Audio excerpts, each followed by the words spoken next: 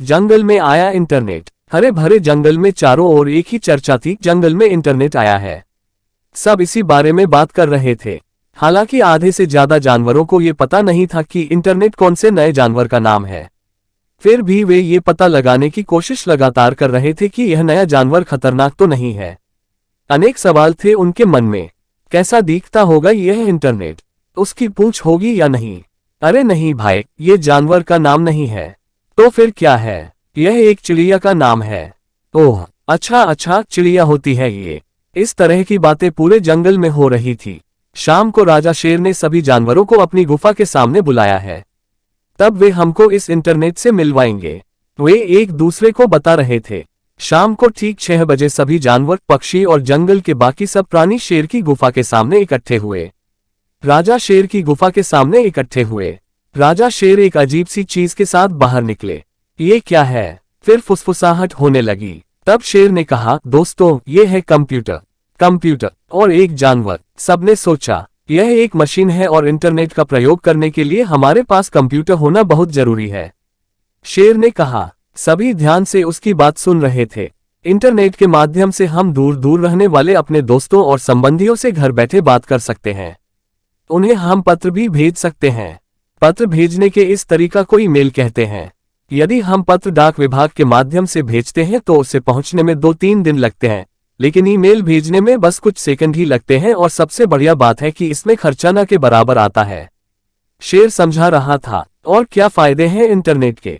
जानवरों ने उत्सुकता से पूछा। बहुत से फायदे हैं। आप किसी भी समय दुनिया के दूसरे हिस्सों में होने वाली घटनाओं के बारे में जान सकते हो।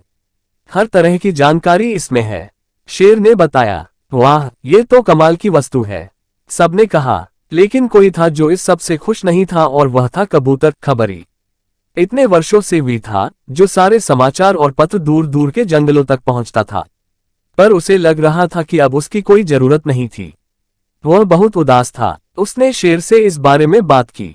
शेर ने कहा, देखो खबरी, तुमने सबकी बहुत सेवा की है, लेकिन जंगल की तरक्की के लिए कंप्यूटर को जंगल में लाना बहुत जरूरी था। तुम किसी और काम के बारे में सोचो। कबूतर उदास मन से अपने घर लौट गया। जंगल में धीरे धीरे सभी ने कंप्यूटर सीखना शुरू कर दिया। कि महीने ऐसे ही बीत गए। सब जानवर आजकल ईमेल भेजने लगे थे, इसीलिए खबरी के लिए ज्यादा काम नहीं होता था।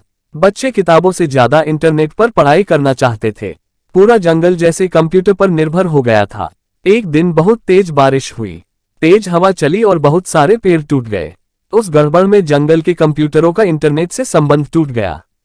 जंगल के जानवर न तो किसी को ईमेल भेज पा रहे थे और न ही उनके बच्चे ठीक से पढ़ाई कर पा रहे थे। जानवर अब तक इतने आलसी हो चुके थे कि पत्र लिखना उन्हें अच्छा ही नहीं लगता था। तभी एक दुर्घटना हुई। हिरन का बच्चा दौड़ रहा था, वह एक पेड़ से टकराया और उसके सर पर गहरी चोट लगी।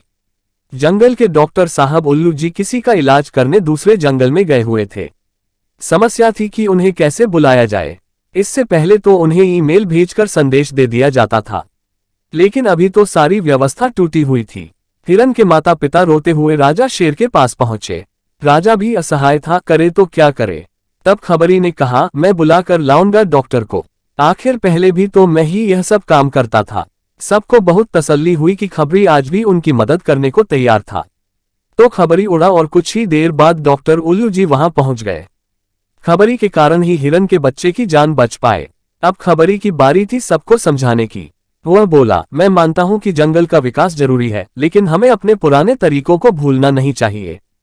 हम सभी टीवी में समाचार सुनते हैं, लेकिन अखबार में समाचार पढ़ने का मजा ही कुछ और है। ऐसे ही कंप्यूटर का प्रयोग करें, लेकिन हमें उस पर पूरी तरह निर्भर नहीं होना चाहिए, क्योंकि मशीन तो मशीन ही होती है। क्यों ठीक कहा ना मैंने? जवाब में सबने बस हाथ में सिर हिलाया। वे समझ गए थे अपनी गलती को।